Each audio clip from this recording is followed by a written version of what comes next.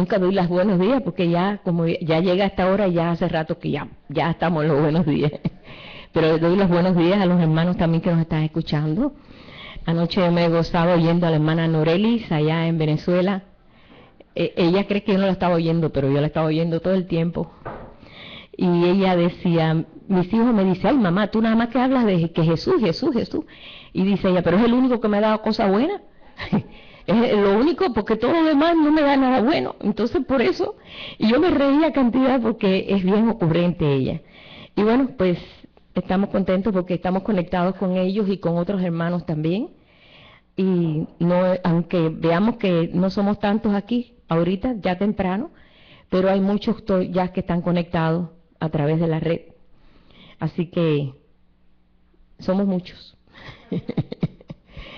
Y qué bueno que el Señor pues ha permitido estos medios para que podamos estar en todos los momentos, en todos los lugares, a pesar de que estamos aquí. Esto es un milagro, ¿verdad? Esto si se decía, no se creía. Pero bueno, aquí estamos. La semana pasada estuve compartiendo sobre que tan importante fue para el pueblo de Dios restaurar el altar de adoración. ¿Recuerdan ustedes que fue la primera cosa que ellos hicieron cuando ellos fueron salidos del cautiverio? Ustedes saben que el pueblo de Dios ha sido un pueblo que ha pasado por muchas etapas. Etapas duras, etapas gloriosas, etapas de entendimiento, pero él siempre ha aprendido a través de, bueno, pues vamos a ponerle así, el Señor a veces los ha llevado duramente. ¿Por qué? Porque a pesar de que ser un pueblo con tantas bendiciones, a veces no se daba cuenta de las bendiciones que estaban sobre él, y daba las espaldas a Dios. Y entonces el Señor, como no quería que se perdiera el propósito en su pueblo, pues los apretaba un poco como nos hacían nuestros padres, ¿verdad? Nuestros padres cuando querían que agarráramos la línea recta, pues nos apretaba un poco el paso y nos enseñaban, así no es, y nos ponían de penitencia, porque el padre que ama castiga, eso estamos conscientes de eso, no mata pero castiga. ¿Eh? Y entonces nosotros estuvimos compartiendo el domingo pasado sobre que cuando ellos regresaron de un cautiverio de 70 años, en el cual ellos estuvieran casi 2 generaciones, fuera de todo lo que es el contacto con las fiestas de Jehová, con todo lo que era el culto en el templo, todo porque le quemaron el templo, fue destruido el templo.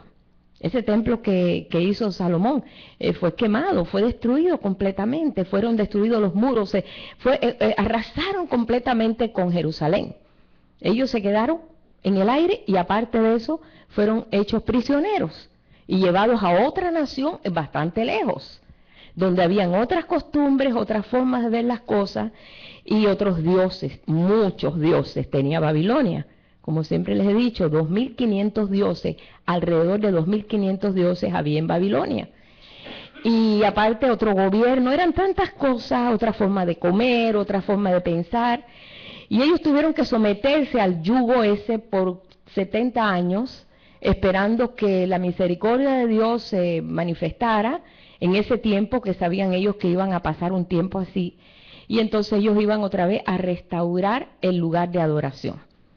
Bueno, ya nosotros compartimos el domingo como ellos regresaron, unos 50.000 personas, incluyendo pues todos, ¿no? Hombres, niños, todos.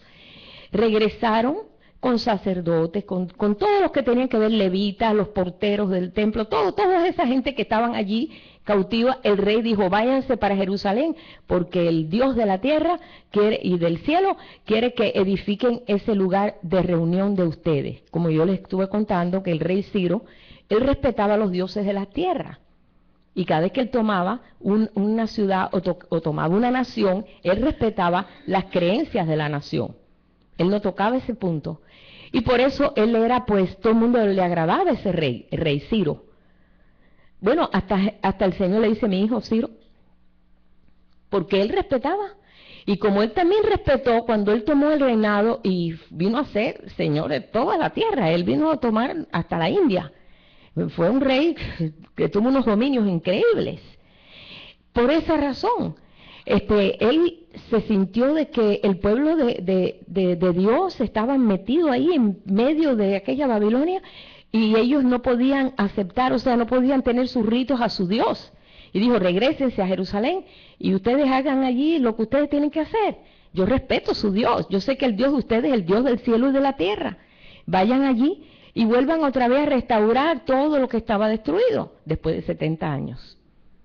Y por eso Dios le llama a Ciro mi hijo.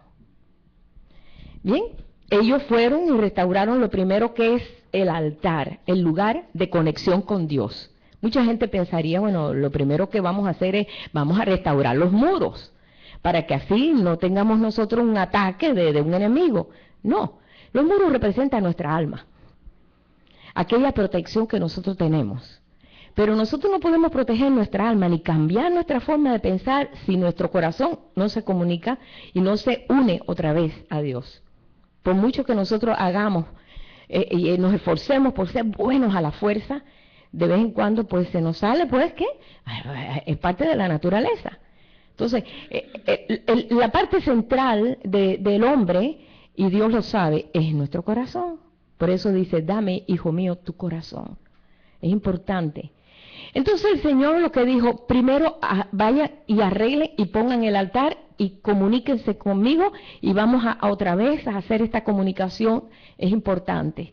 Y vimos cómo cuando compartimos el domingo que restauraron el altar y comenzaron a tener las fiestas y presentaron sacrificios, hicieron todo lo que había que hacer, que no habían hecho en 70 años, porque no se los permitía. Entonces ellos empezaron otra vez a conectarse con ese Dios que no se habían desconectado.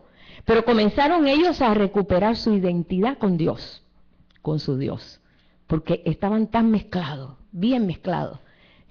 Dos generaciones es muy difícil que no se mezclen, porque es difícil. Una generación son 40 años, estos eran 70 años, así que fue casi 2 generaciones metidos en otra nación. Pero bueno, en medio de todo eso, cuando ellos restauran el altar y todo estaba destruido, pasan 2 años. Entonces Dios le dijo, ahora vayan a reparar el templo. Comiencen a reparar el templo. Nosotros sabemos ya en el Espíritu que ahora somos el templo del Dios viviente, ¿no es cierto? De esto es necesario estar bien entendido en eso. Hemos podido ver muchos templos muy bonitos. Ok, hay un lugar de reunión, nos reunimos aquí, otros tienen unas catedrales, otros tienen pues unos lugares pequeñitos, otros se reúnen debajo de una mata, pues no tienen donde congregarse. Hace poco me llegó una foto de por allá de Nigeria. Se reúnen debajo de unas matas porque ellos no tienen un lugar para reunirse. Pero ahí se manifiesta la gloria de Dios, porque somos el templo del Dios viviente. Y Jesús lo dijo bien claro y lo dejó bien establecido. Destruid este templo, pero él hablaba del templo de su cuerpo, y en 3 días lo reedifico. Y le dijeron, en 46 años hizo Herodes este templo y tú dices que en 3 días lo edifica. ¿Cómo puedes hacer eso? Ellos no podían entender el nivel espiritual. Y mucha gente no puede entender los niveles espirituales en Dios, la forma en que Jesús habla. Porque está muy acomodado a lo natural. Y entonces tenemos que desprogramarnos y empezar a entender en lo espiritual.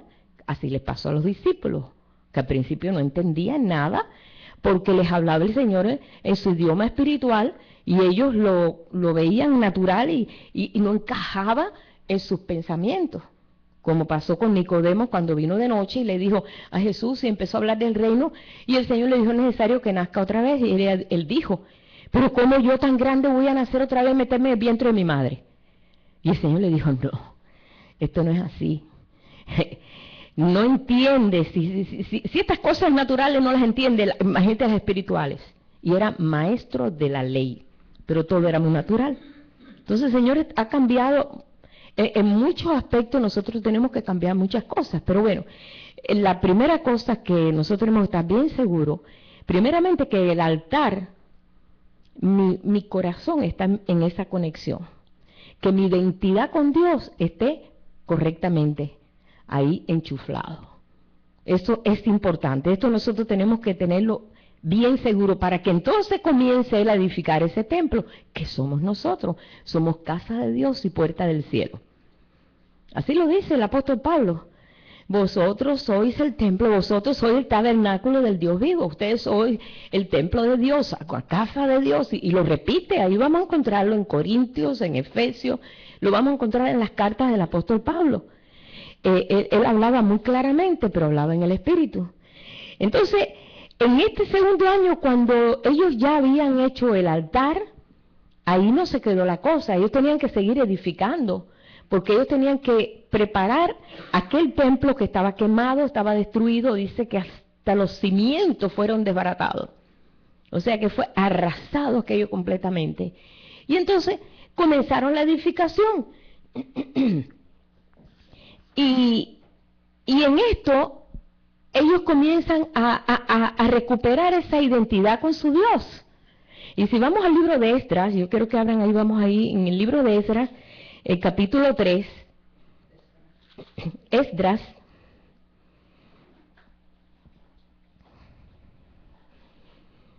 ahí en el capítulo 3 vamos a tenerlo puesto en el verso 8 en adelante, y vamos a ver una cosa. Sabemos que siempre Dios quiso tener un lugar de asentamiento aquí, en la tierra.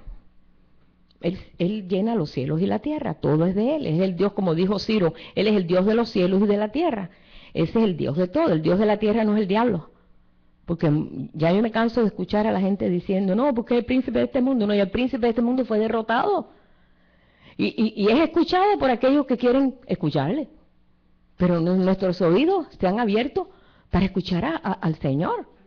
Y tenemos que saber definir cuándo es uno y cuándo es el otro, ¿no? Pero el Dios de la tierra es el Señor, así decía el rey Ciro. Y después lo vemos que siempre el Señor es Rey de reyes y Señor de señores. Él reina sobre todo, todo ha sido hecho por Él y para Él. Esto ellos lo entendieron.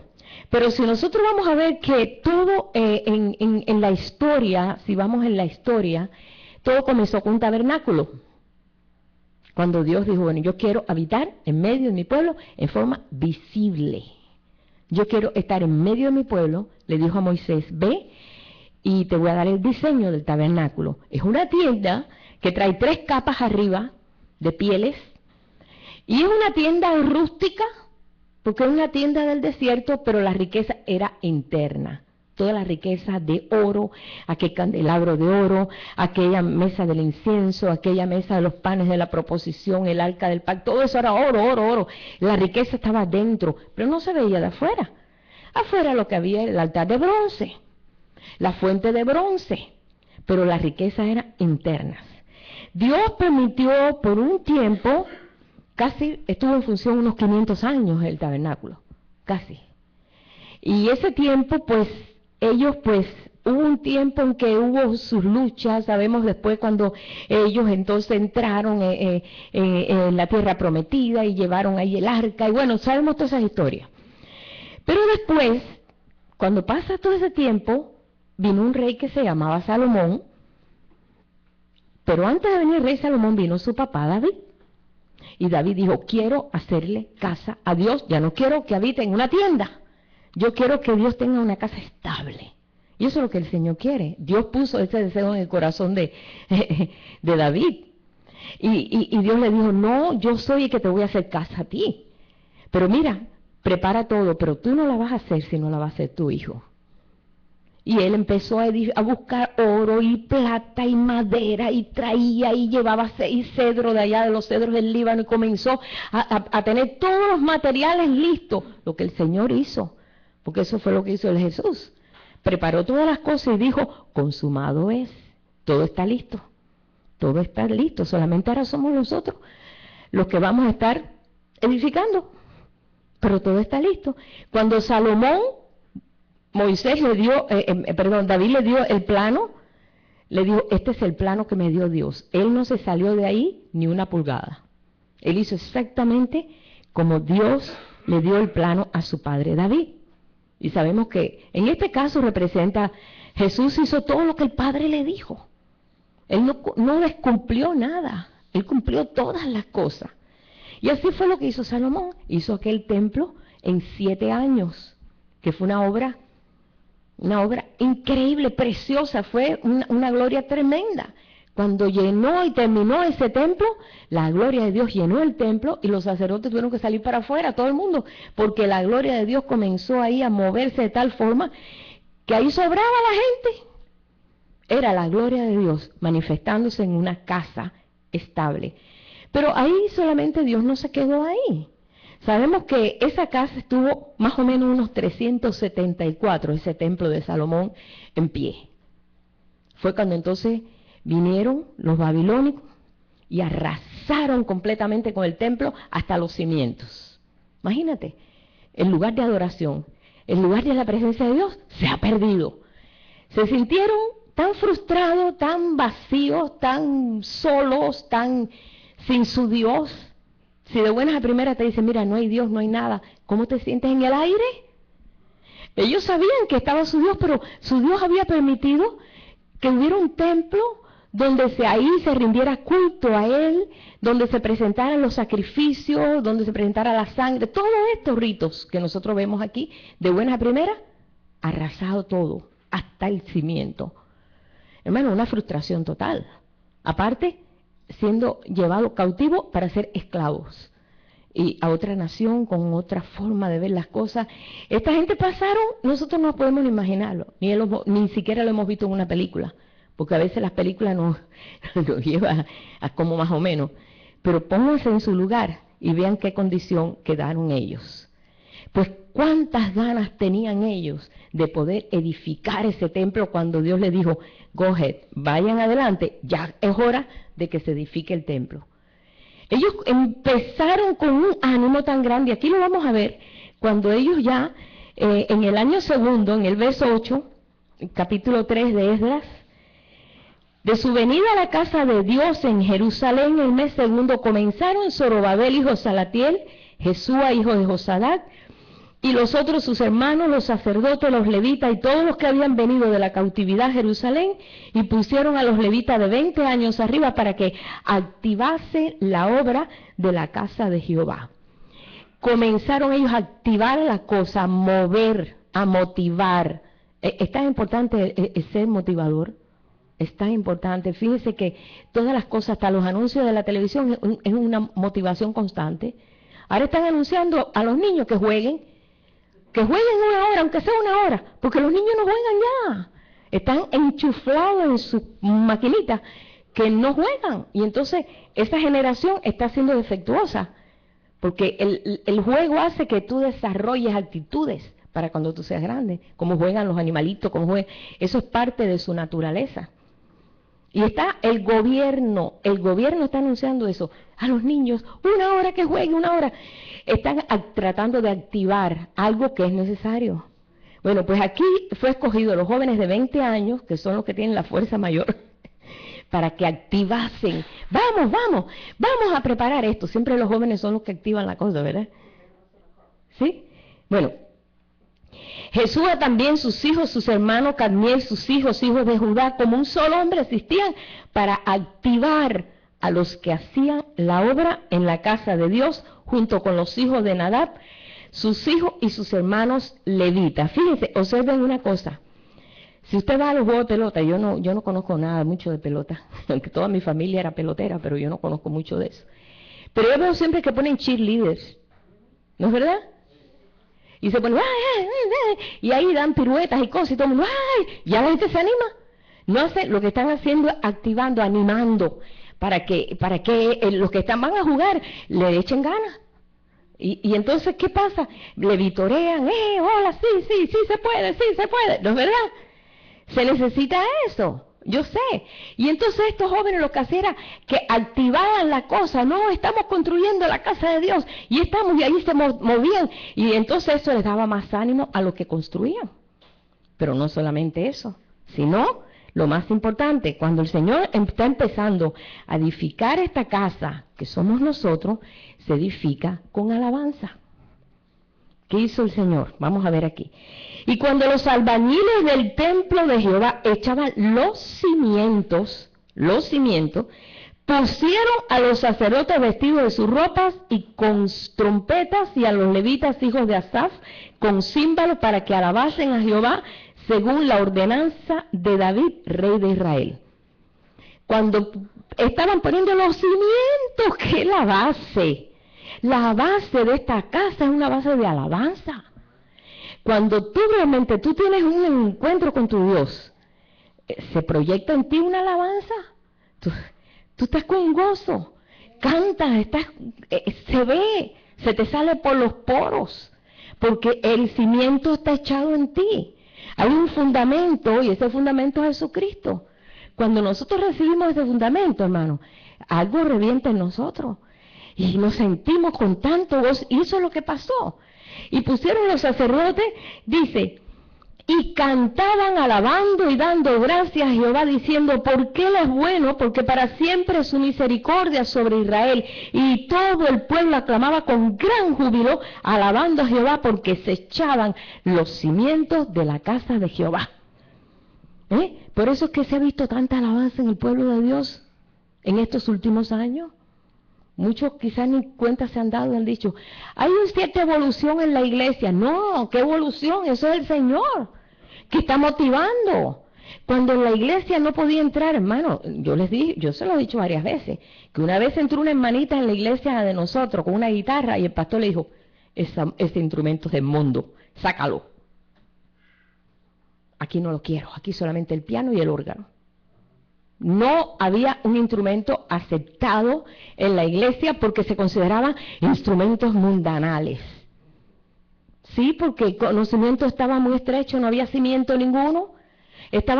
Consideraban que a lo mejor eso era lo más litúrgico que había. Y había lugares que solamente era ese órgano, una música media mediocre y media muerta, ¿no? Y ahora, hermano, usted va a cualquier iglesia, hay de todo, hay baterías, y tú dices, pero caramba, si yo no había visto esto antes, 30 años atrás, no era así. Pero es que los cimientos se están viendo. Y el pueblo de Dios está respondiendo porque el Espíritu de Dios está trabajando. Esa es la función del Espíritu de Dios, comenzar a despertar. El Espíritu, ¿acaso no despertó el Espíritu de Ciro, ese rey, para que dijeran, váyanse y edifiquen casa a su Dios, váyanse? Oye, perder 50,000 gente en un pueblo es pérdida, porque esa gente eran mano dura de trabajo. Pero él dijo, yo quiero quedar bien con el Dios de ustedes. Me conviene estar bien con el Dios de ustedes. Váyanse. Soltar tanta gente no es fácil. A Faraón se le hizo muy difícil y le costó la vida hasta de su hijo. ¿Por qué? Porque un país se sostiene mucho con ese tipo de gente. Con los esclavos, que era fácil. La fuerza bruta, ¿verdad? De los esclavos. Pero era importante, pero ellos estaban entendidos lo que estaba pasando, lo estaban viendo con sus ojos. Nosotros no tenemos que verlo con nuestros ojos naturales, pero sabemos que algo está pasando en medio del ambiente de Dios. Sabemos que la alabanza cada vez sube más. O sea, cada vez estamos cantando más del trono, más de la presencia de Dios. Antes cantábamos más de nosotros y yo, y que estoy triste, y que para mí, que no. Pero ahora no. Sí, porque antes era así, los cantos eran muy para mí, yo. Pero ahora no, ahora es él. Entonces cuando ellos cantaban decían, porque Él es bueno y para siempre su misericordia, Él es bueno. Exaltaban a Dios. Y esto edifica el cimiento de este templo, que somos nosotros. Y muchos de los sacerdotes, de los levitas y de los jefes de casas paternas, ancianos que habían visto la casa primera, viendo echar los cimientos de esta casa, lloraban en alta voz. Lloraban. Dice, mientras muchos otros daban grandes gritos de alegría. Y estos lloraban porque se acordaban de esa casa que ellos habían conocido el templo, la maravilla, la gloria de ese templo. Ellos habían visto, y habían visto también cómo lo habían arrasado, porque eran ancianos de más de 80 años. Ellos habían vivido eso. Y lloraban a grito tendido, hermano. Mientras los otros daban gritos de alegría, porque se estaba edificando lo que Dios quería.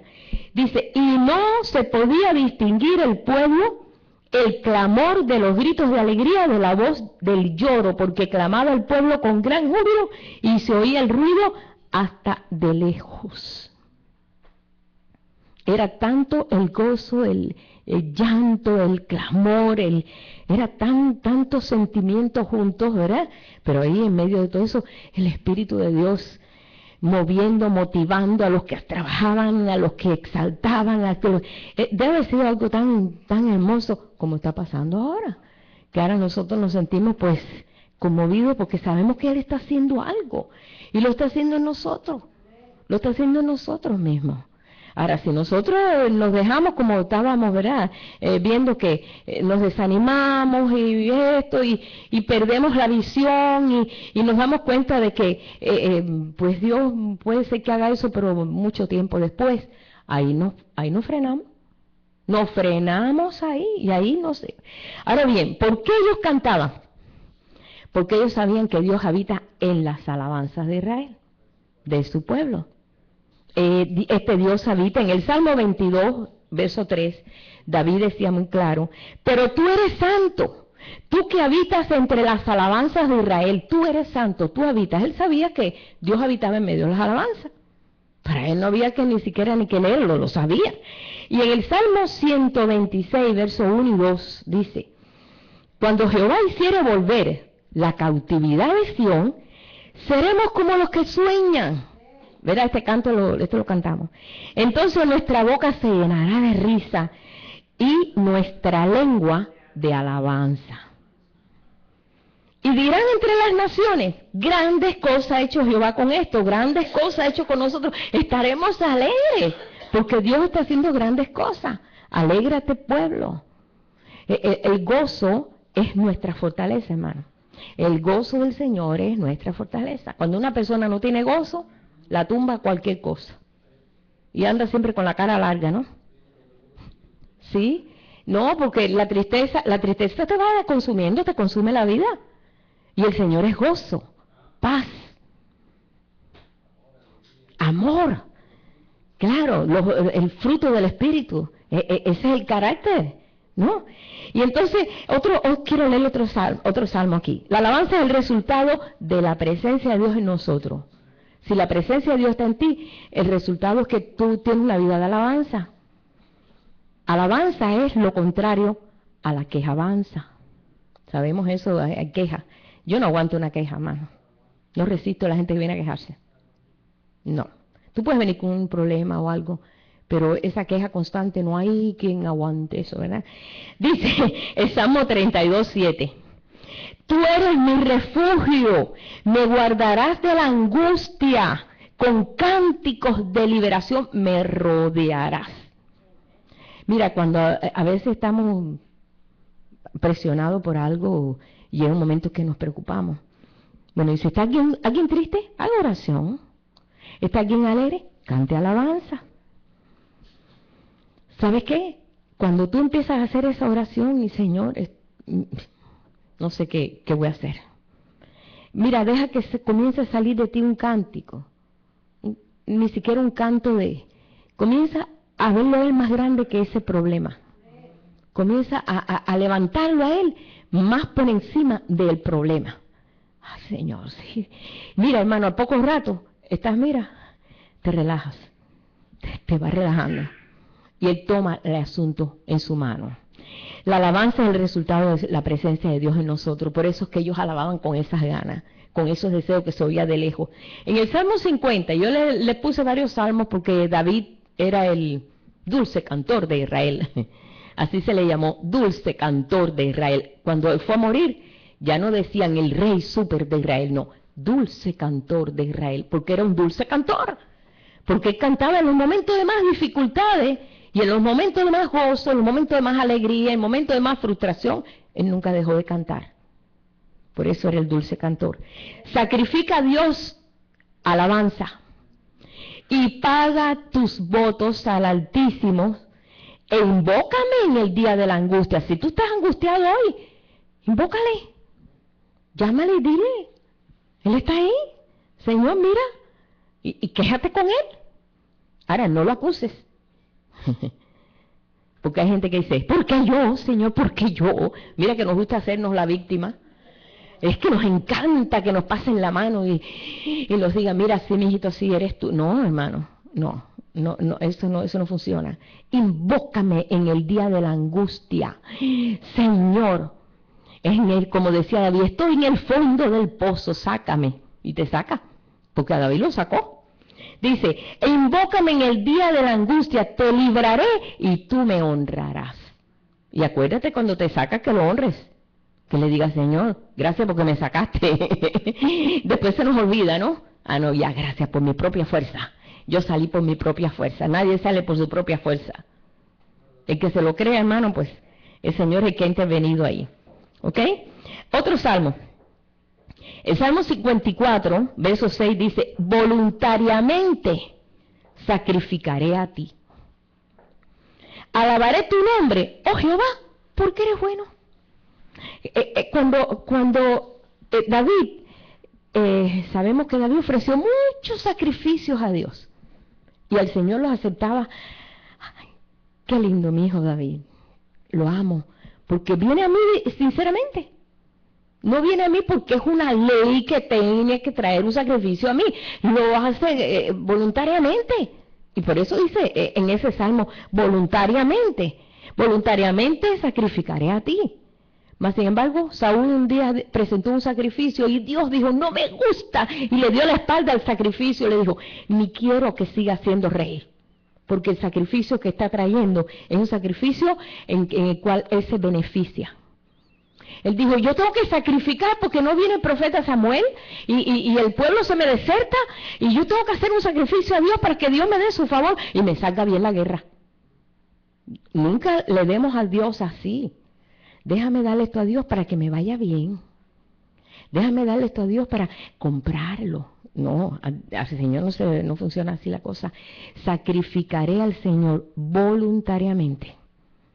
Es más, cuando se fue a recoger las ofrendas del tabernáculo, Moisés dijo, todo aquel que sea generoso de corazón, traiga su ofrenda voluntaria.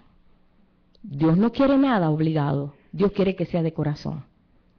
Y fue tanta la ofrenda que tuvo Moisés que decir, párenle ya es demasiado, ya sobra. Porque la gente dice, empezó a dar de corazón, porque así es Él. Y David entendía eso. Y si vamos a Isaías, y estoy leyéndole ciertos capítulos, ciertas cosas que va a aprender en nosotros la importancia de que los cimientos de la casa están echados ya. Pero nosotros tenemos que ver con eso, somos la casa de Dios.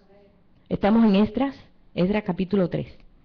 ¿Bien? Vamos a ver en Isaías 42, verso 10, donde dice, cantad a Jehová un nuevo cántico, su alabanza desde el fin de la tierra, los que descendéis al mar, y cuanto hay en él, las costas y los moradores de ellas. Alcen la voz el desierto y sus ciudades, las aldeas donde habita Cedar. Canten los moradores de Sela desde la cumbre de los montes, den voces de júbilo, den gloria a Jehová y anuncien sus loores en las costas.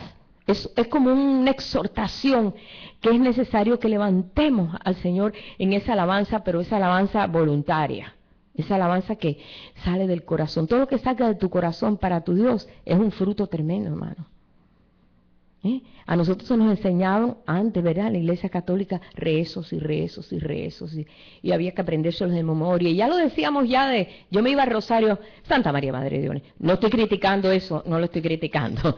No, pero ya, yo me acuerdo que, cuando era un rosario era Santa María. Y entonces el cura era un viejito, decía, Santa María. Y nosotros, ese quedaba dormido ahí. Porque ya era un rezo, ya era una cosa, ya era nada de corazón.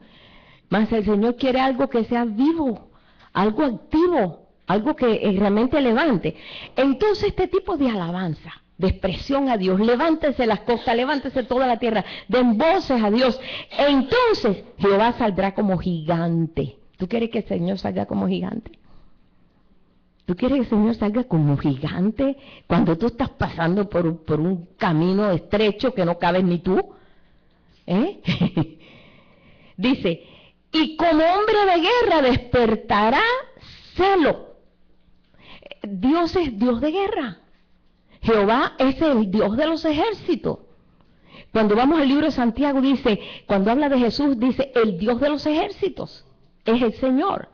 Es un Señor combativo, Él no acepta cosas que muchos aceptan.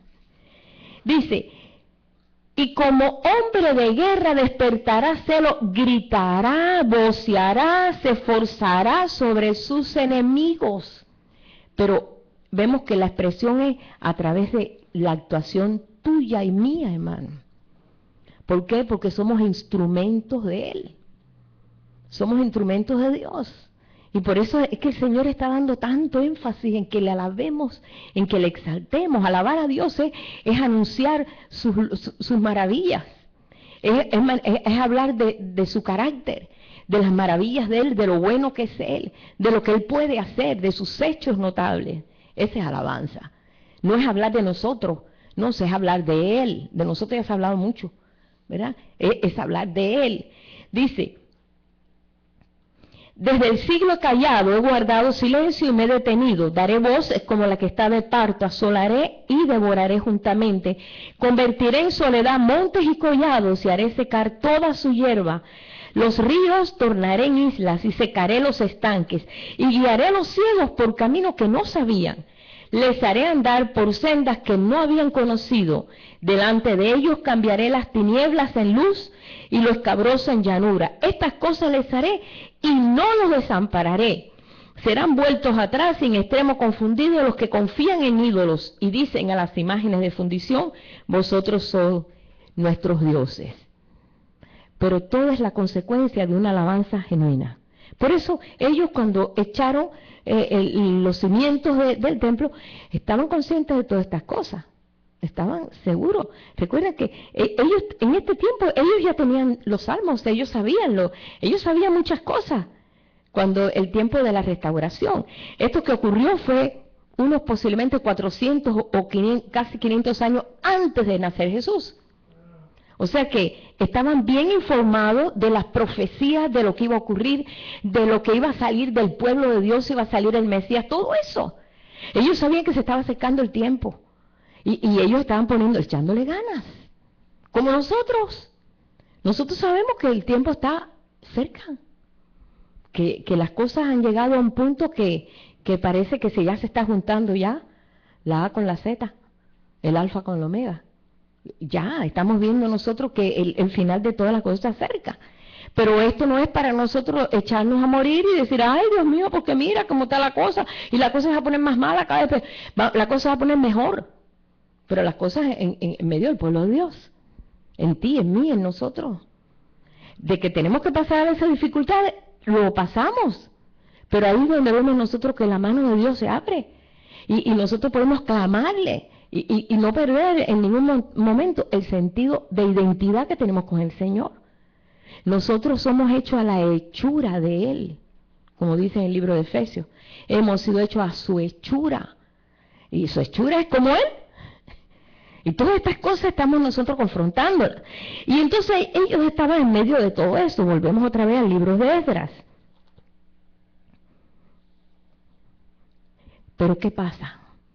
Cuando tú entras en este entendimiento de que Dios está haciendo su casa, y su casa somos nosotros, somos su casa, aunque te parezca difícil. Y esta casa tiene ventanas, tiene puertas. Nosotros podemos hablar y producir, ¿verdad? Y también podemos hablar y destruir. O sea que nosotros tenemos que estar conscientes de que somos ventanas, somos puertas. Y esto el Señor nos está enseñando en el Espíritu, ¿no? Pero bueno, si tú vas al libro de Esdras, vas a ver que cuando los que te rodean, en este caso, son los pensamientos de la gente de la tierra, los pensamientos de abajo, quieren detener la obra. Quieren detener la obra. No quiere que sea eso. No, yo soy casa de Dios, pero yo sigo haciendo lo que yo quiera. Yo soy libre. Yo soy un ser completamente libre, yo puedo hacer porque yo soy dueño de mí mismo. Esa es la mentira más grande del mundo. Nadie es dueño de sí mismo, hermano. Bueno, si se lo cree, bueno, ha creído algo necio. Por eso vemos que hay un salmo que dice, ¿por qué se amotinan la gente? Y los pueblos hablan cosas vanas, hablan cosas tontas, que no tienen ni fundamento. Y dice aquí en el capítulo 4 de Esdras, que cuando comenzaron a ver que ya habían echado los cimientos del templo, se empezaron a asustar todos los pueblos de la tierra, a decir, oh caramba, este pueblo está resucitando este pueblo, ¿qué va a pasar? Y esto es un pueblo horrible, porque saben que el pueblo de Israel era muy famoso, sabían que tenía un Dios tremendo, conocían de todas las cosas que habían pasado, cómo vencían guerras, tumbaban gigantes, acababan, todo eso se conocía, todo eso estaba en la historia de todos esos pueblos alrededor del pueblo de Israel. ¿Y qué pasó? Inmediatamente trataron de detener la obra. Ahora podemos decir, bueno, tratar de detener la obra, caramba, yo pues será la gente de afuera, pero yo no. No, hermano, nosotros mismos, en nuestras dudas, en nuestras debilidades y en nuestros temores, detenemos la obra. No pensamos solamente es el vecino de al lado o mi suegra, no. Nosotros mismos. Nuestra mente decimos, no somos capaces de alcanzar la meta. No, Señor, eso será para otra generación. Y así pasó. Así pasó. Oyendo a los enemigos de Judá. Judá quiere decir alabanza. Ya sabemos eso, ¿verdad? Por eso Jesús vino de la tribu de Judá, de la tribu de alabanza. Los enemigos de Judá y de Benjamín, que los venidos de la cautividad edificaban el templo de Jehová, Dios de Israel, entonces comenzaron a asustar. Vamos a ver en el verso 4, dice, pero el pueblo de la tierra intimidó, le metió miedo al pueblo de Judá y lo atemorizó para que no edificara. Viene el temor.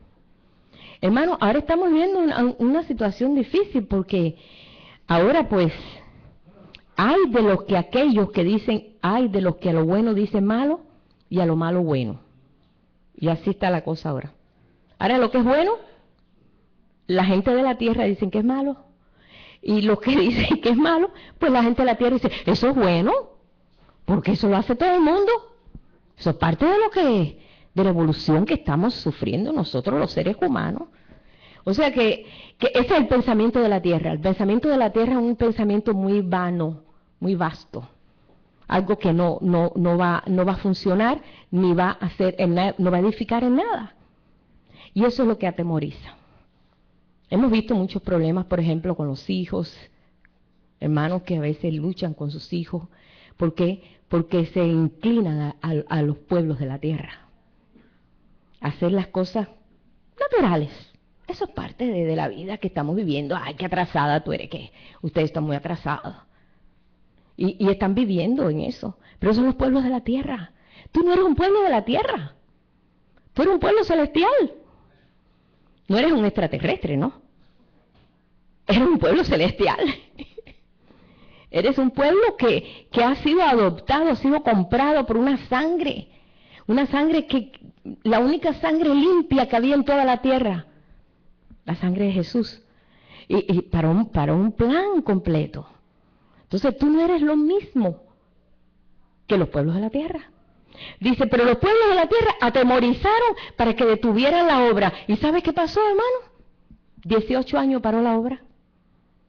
Ellos no podían, porque trajeron cartas y hablaron con el rey y le dijeron, este es un pueblo horrible que te va a hacer la vida a cuadrito, porque cuando este pueblo se establezca, mira lo que va a hacer, no te va a pagar impuestos y va a hacer cosas naturales. Y va a llegar el momento que tú no vas a poder con ese pueblo, y ese pueblo va a conquistar tus otros pueblos. Bueno, le metieron una tremenda paquete ahí al rey, y el rey, ay, es verdad, dile que paren la obra. Y el rey de la tierra paró la obra. Y la obra se tuvo que parar. No pudieron seguir edificando, solamente quedó el cimiento. Es lo que se está viendo en el pueblo de Dios, hay un cimiento, porque el cimiento es Jesús. El cimiento estable, pero todavía no se ve más nada. ¿Por qué? Porque está muy envuelto con los pueblos de la tierra. Un día aquí en el mundo, un día aquí en el cielo. Otro día en el mundo, otro día en el cielo. Pensamientos que van y vienen, temores. Nuestra habla es una habla a veces tan fácil que no hablamos conforme a las alturas de Dios. Porque no tenemos todavía conciencia, estamos todavía en medio de la edificación. No se ve nada, cimiento, pero no se ve ni siquiera ni las paredes. Y estamos así, Pero es necesario que estemos nosotros descubriendo todas estas cosas, hermano. Estos son los que impiden a través del temor. El temor que se desarrolle en ti, hermano, no es de Dios. El temor, el miedo no es de Dios. El temor o el miedo, porque yo digo a veces porque el temor, por ejemplo, hay temor a Jehová, es un respeto a Dios. El miedo no lo originó Dios. Dios no quiere. Dice, el temor pone lazo, el temor te ata. Cuando tú tienes miedo te paraliza. Te paraliza, ¿verdad? Yo me di una vez un susto tan grande, que no le voy a decir que fue el susto, que yo me quedé, yo supe lo que era quedarse así. Porque en la ventana de mi baño se paró un moreno, y yo me quedé así. Yo no me podía mover, yo no podía gritar, no podía hablar. Apenas en unos días de llegar a Estados Unidos, y yo vi aquella cara, y yo me quedé así. Yo supe lo que era ser paralizado en medio de un temor. Y cuando fui a gritar, decía, mami, no me salía la voz. Hasta la voz la perdí. Y el temor te pone lazo. Te enmudece, te deja sin fuerza, te desanima. Y eso es realmente lo que hizo los pueblos de la tierra al pueblo de Israel. Y paró la edificación. Dijeron, bueno, vamos a esperar a ver qué. A esperar que pase esto. Y pasó ese rey, y después vino otro rey. Pasaron 2 reinados, y ahí todavía estaban ellos viviendo en las afueras de Jerusalén, en los pueblecitos, como decir, Cana. Hay muchos pueblecitos alrededor, como ¿cómo se llama? Betania. Hay muchos pueblos. Belén está a 6 kilómetros de Jerusalén. Y en todos esos pueblecitos ahí estaban ellos esperando a ver qué pasaba para poder edificar su ciudad. ¿Y qué pasó, hermano? Tuvieron que levantarse unos profetas.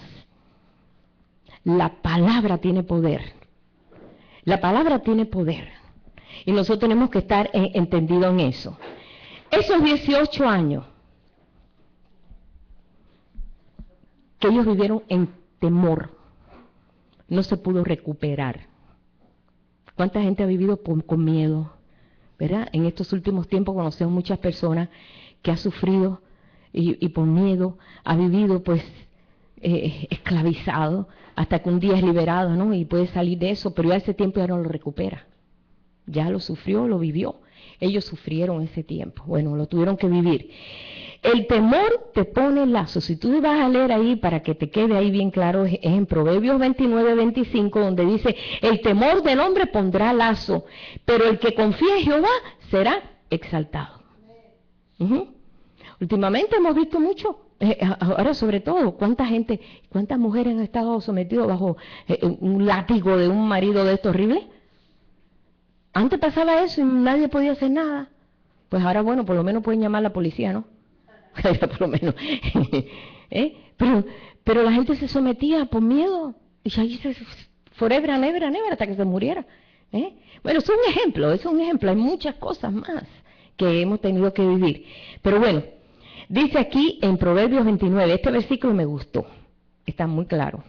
Proverbios 29-27 dice, abominación es a los justos el hombre inicuo. O sea que los justos saben que el hombre que es inicuo, que es un pecador, que anda en lo malo, es una abominación. Dice, pero abominación es al impío el de caminos rectos. Al que es impío, que es sucio, que anda para él, uno que anda en caminos rectos, es una abominación.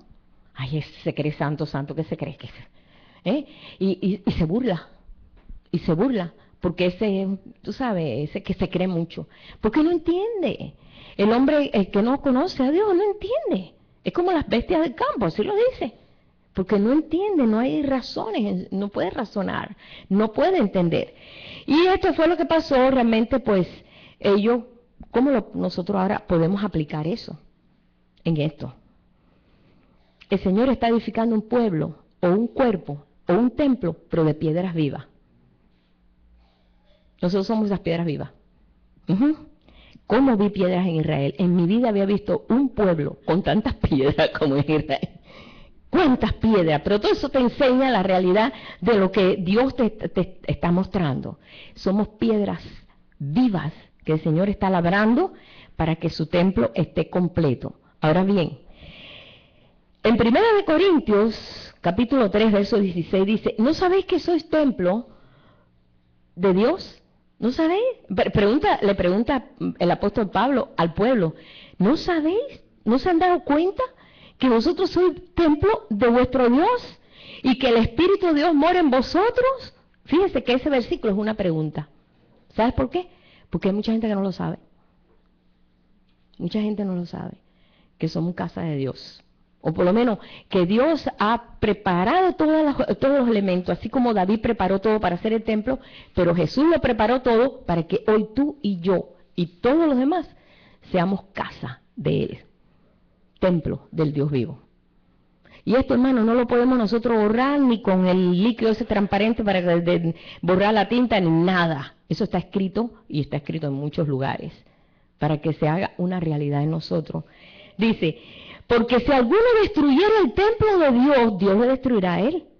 Porque el templo de Dios, el cual sois vosotros, santo es. Tú eres un templo.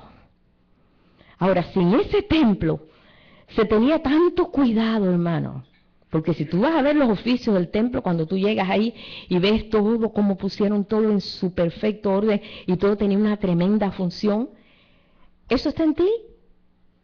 En ti está el altar del incienso, que es el altar de adoración. Por eso es que nosotros podemos orar a Dios en cualquier lugar. No tenemos que estar en un templo donde estén echando incienso o cosas así. Ni tenemos que estar en un lugar, un reclinatorio. No, tú puedes orar al Señor donde quiera. En donde quiera. Mientras que sea todo en espíritu, en verdad, que sea en la realidad con tu Dios, en esa conexión con Él, tú puedes orar. O sea que esa es la facilidad que tenemos. Cuando ellos tenían una necesidad, ellos tenían que dirigirse al templo y extender su mano hacia el templo. Y entonces ellos ahí pedían, dice, y tú extenderás tu mano hacia el templo y ahí el Dios tuyo te oirá. Entonces ellos tenían que ver dónde estaba el templo, está para acá, y para allá tenían que inclinarse. ¿Ustedes no han visto cómo los musulmanes hacen eso? Que se inclinan a la Meca. Ellos tienen su forma de hacerlo. Nosotros no tenemos que hacer eso. Ni tenemos que saber, porque en primera, que no hay templo natural ya. Ya no hay templo natural. Porque el templo quedó destruido. Aquí se reedificó. Y después vemos que lo arregló después el Herodes el Grande. Unos años antes de nacer Jesús, él reedificó el templo de Zorobabel, que se edificó, y lo hizo más grande, lo hizo más hermoso, lo hizo más precioso y todo, pero en el año 70 después de Cristo no quedó nada, la explanada del templo, y ahí metieron una mezquita musulmana hasta el día de hoy, desde el año 638 hasta hoy. Ahí está la mezquita, en ese mismo lugar, y no la pueden quitar porque se forma ahí la guerra, ya tú sabes, número 4. Eso sí. ¿Por qué Dios permitió eso? Jesús lo dijo, destruid este templo y en 3 días lo reedificaré. Y ellos decían, Señor, mira qué piedras, mira qué hermosura. La verdad que es una cosa increíble. Yo vi la maqueta allí, wow, tremenda edificación que hizo Herodes el Grande. Para congraciarse con los judíos, les hizo un templazo que estuvo 46 años edificándolo. Una tremenda obra de arte. Mira, no quedó nada, ni piedra, ni nada quedó allí. ¿Qué pasó? Porque Él está edificando este templo de piedra viva. Y allí no va a haber más nada. Muchos están esperando, sí, vamos a tenerlo y ahí vamos a hacer otra vez los sacrificios. Hermano, Jesús es el sacrificio vivo. Jesús es el Cordero que vino ya a ser sacrificado, ya no hace falta. Ahora somos nosotros ese templo. Entonces ahora estamos siendo edificados. Que nada nos detenga. Tú eres propiedad de Dios. ¿Sabes que tú eres propiedad de Dios? Él te hizo, Él te creó y eres de Él. Por Él y para Él. Y voluntariamente nos damos a Él porque no es un Dios que te lleva por una soga y decía, aquí tienes que hacerlo. No, Él es un Dios de amor. Como decía mi hermano cuando leyó esta mañana, hay dos cosas, hay dos tremendos mandamientos que de ahí se recupera todo lo que son las leyes y los mandamientos. Amarás al Señor tu Dios y a tu prójimo como a ti mismo. Ahí está condensado todo. Todo está concentrado ahí. Eres propiedad de Dios. Una propiedad santa, escogida, hermosa, hijos de Dios. Nuestro hermano mayor, ¿quién es? Jesucristo. O sea que comienza a vivir en tu nueva familia. Tú eres una nueva familia, una nueva herencia. ¿Y cuándo vas a empezar a vivirla? ¿Cuándo? Ah, no, de acá, ya cuando me muera, ya pues más allá del sol. Cuando ya esté allá en las mansiones gloriosas del rey. Por allá entonces yo empiezo a vivir como es. Hermano, la cosa es empezar a vivirla aquí. Porque el Señor lo hizo para aquí. Y si nosotros vamos a entender esto, que es el plan de Dios, vamos a entender y se van a abrir en nosotros unas compuertas tremendas para entender muchos planes y muchos misterios de Dios. Pero tenemos que entender que somos esa casa que ha sido edificada con esa gloria. Conéctate con tu verdadera historia. Tú tienes una historia. Muchos dirán, sí, mi historia es mi abuela, mi tía, mi esto, mi esto. Sí, ok. Esa es la historia que nosotros traemos, ¿verdad? Pero espérate, tú tienes una nueva historia. Tú has sido adoptado. Tú has sido adoptado, dice, los he adoptado.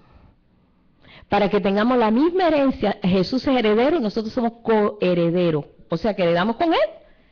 Porque hay muchos que dicen, no, yo no, porque yo soy, mira, un agregado. Tú no eres un agregado. Tú estás en la historia, tú estás en la genealogía de Jesús. Eres parte de su familia, somos su familia. Tenemos que entender, hermano, esto es básico para poder seguir adelante. Y para que no nos detengamos nosotros pensando, bueno, pues la herencia de mi abuelo me sigue, yo sigo siendo así, este es mi carácter, pero es que no me lo puedo quitar. Deja que el Espíritu de Dios comience a trabajar eso en ti. ¿Por qué? Porque vamos a seguir arrastrando nosotros cuantas cosas, ¿verdad? Si el Señor nos está labrando como piedras vivas, porque cuando se hizo el templo, trajeron las piedras acabadas, porque había que acabarlas antes. Aquí las acababan porque no se podía levantar un instrumento de hierro ni un martillo. Había que hacerlo todo y entonces traer la piedra en silencio y encajarla en el templo. Y eso es lo que está haciendo el Señor. Por eso nos está labrando como piedras vivas. Por eso es que ahora tú dices, ay, por aquí yo siento que el Señor me está dando un martillazo, que me está quitando un pedazo por aquí, me lo está añadiendo por aquí. Es que te está emparejando. Te estás emparejando porque tú estás muy conectado todavía con tu herencia natural, con la herencia de la tierra, con aquellos que te enseñaron o aquellos que te mostraron. ¿Cuántas cosas traemos nosotros de nuestros abuelos y los tatarabuelos?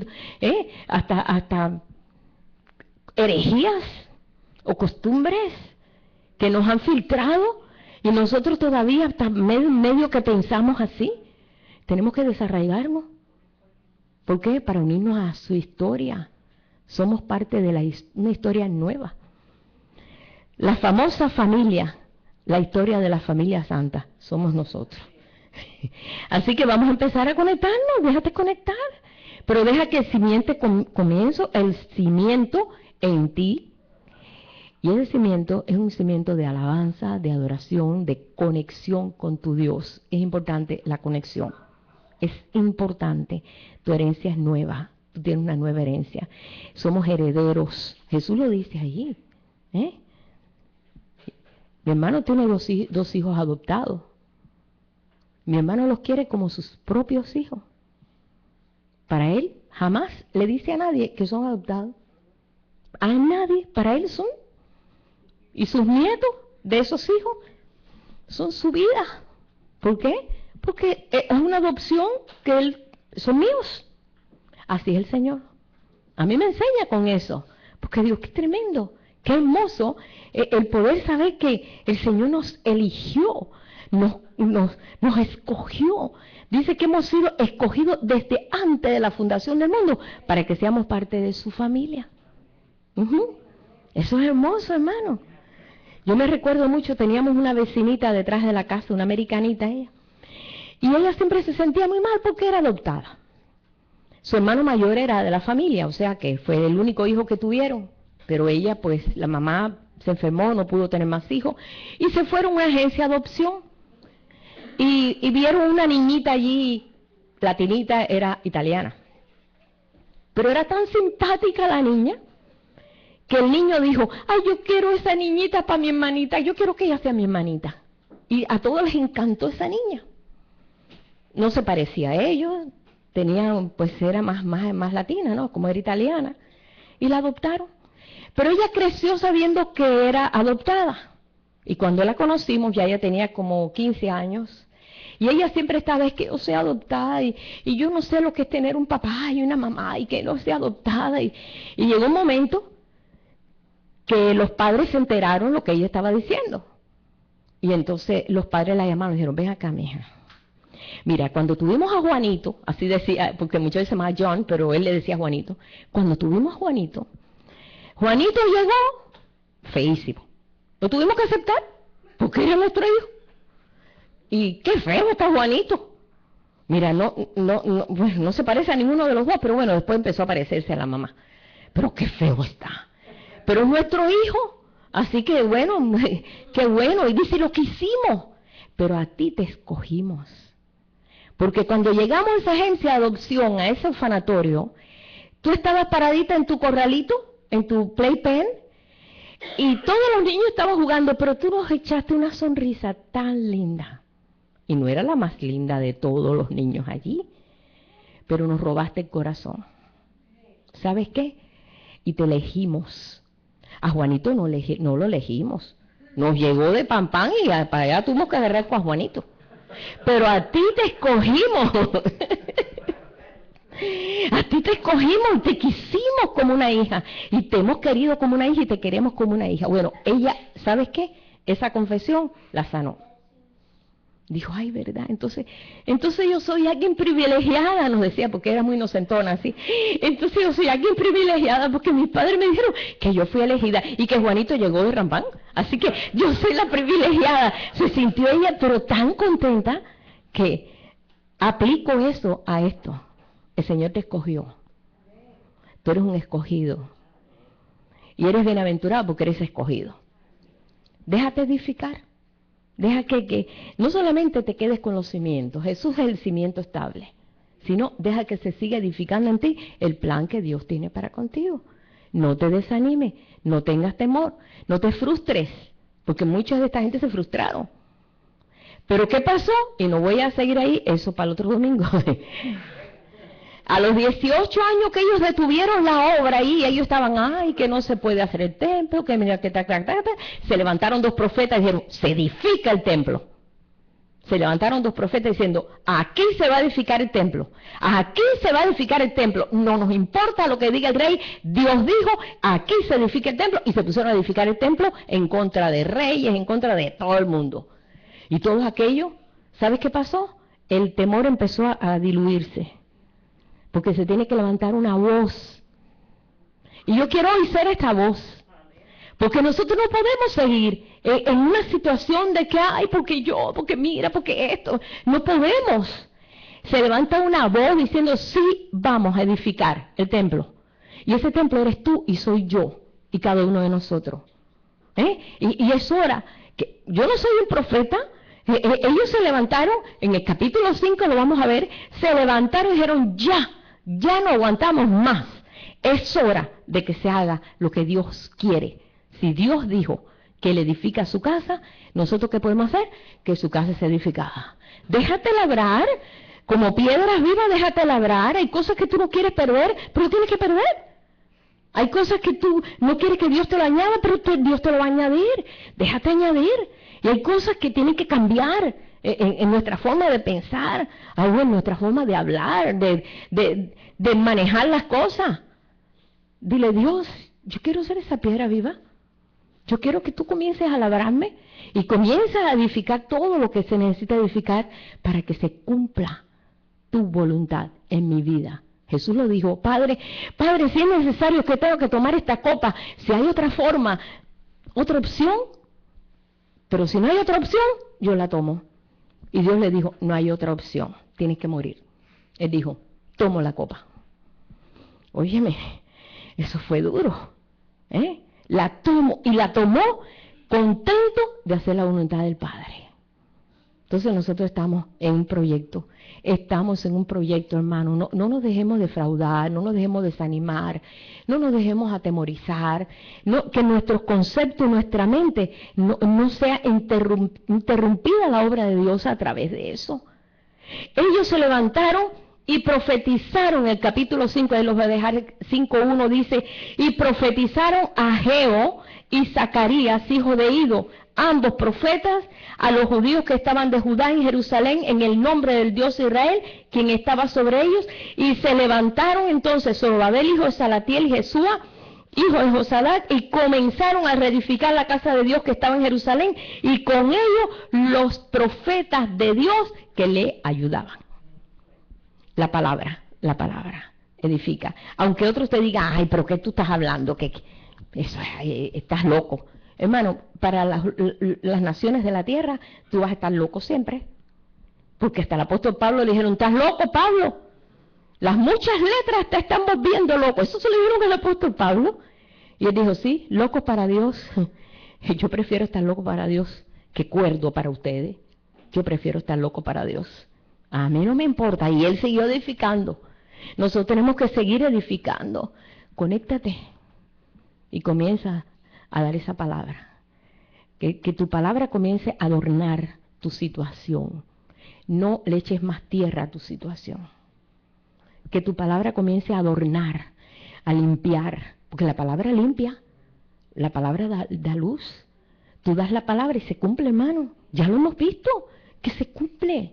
Pero cuando esa palabra tú la das y te entra un miedo, te entra un temor y te parece que no, esa palabra se hace infructuosa.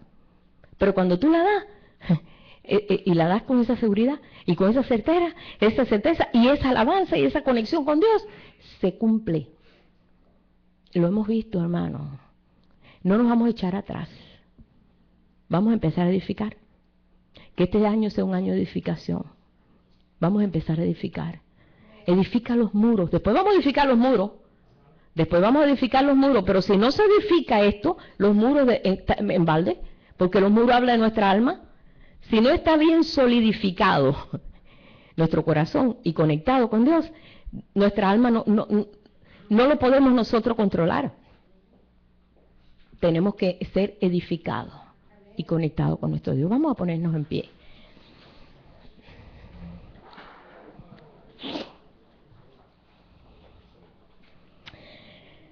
Nunca de los cobardes se ha dicho nada. Déjeme decirte que hay que ser valiente. Y somos los valientes de Israel. Amén. Y le damos gracias a Dios.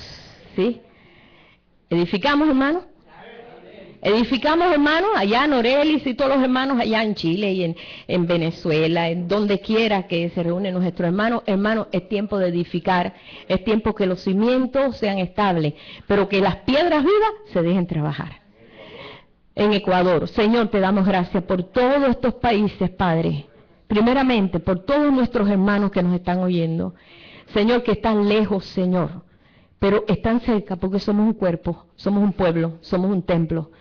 Pero aparte de ser un templo, cada uno de nosotros somos un templo del Dios vivo, Señor. Somos piedras vivas para ser edificadas en un templo vivo, Señor. Padre, nosotros no queremos ser ni desanimados, ni desalentados, ni que ningún temor, Señor, ponga lazo. Porque nosotros sabemos que tú, en ti está la fortaleza de los siglos.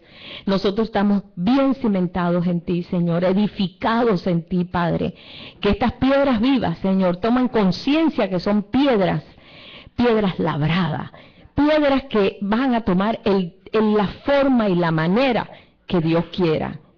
Señor, enséñanos, Padre, que la voluntad tuya es lo más importante aquí, en medio de todo lo que estamos nosotros experimentando y viviendo. Señor, ayúdanos, Padre, en esta edificación. Padre, que tú siempre estés ahí, que tú siempre, Señor, estés ahí poniendo todas aquellas cosas, poniendo ese ánimo, Señor, poniendo esa luz y esa claridad, Padre, en nuestros corazones, para poder junto contigo, junto con todos los hermanos, edificar lo que tú tienes para este tiempo glorioso, Señor. Un pueblo Un pueblo que declara tu nombre, pero no lo declara ni por miedo ni por fuerza, sino que lo declara de corazón, voluntariamente, Señor, declarando que los hechos tuyos, Señor, son hechos grandes, que tú eres un Dios bueno y que un Dios que presenta misericordia y que vive la misericordia. Y no solamente eso, sino que sigues, Padre, efectuando todas aquellas cosas, Señor, que estamos esperando de ti, Padre. Te damos gracias por la edificación de este templo, Señor. Te damos gracias por esta historia, Señor, que es nuestra historia, de nuestra familia, Señor, porque de esa rama venimos todos, Padre, para que nos enseñes, Señor, en dónde podríamos fallar. Gracias, Padre, te damos en esta mañana, Señor. Enséñanos, Padre, que nada de estas cosas, Padre, se nos olviden, Señor.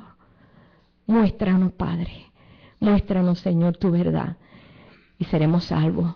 Salvos, Señor, de todos estos pensamientos contrarios, de toda nuestra manera hasta de vivir, Señor. Enséñanos, Padre, cada día, en la voluntad perfecta tuya. Te adoramos y te bendecimos en este día, que podemos darte gracias, sabiendo que tú estás aquí, en medio nuestro, Señor. Te bendecimos, Padre, en el nombre de Jesús. Amén. Aleluya. Gloria al Señor. Gloria a Dios.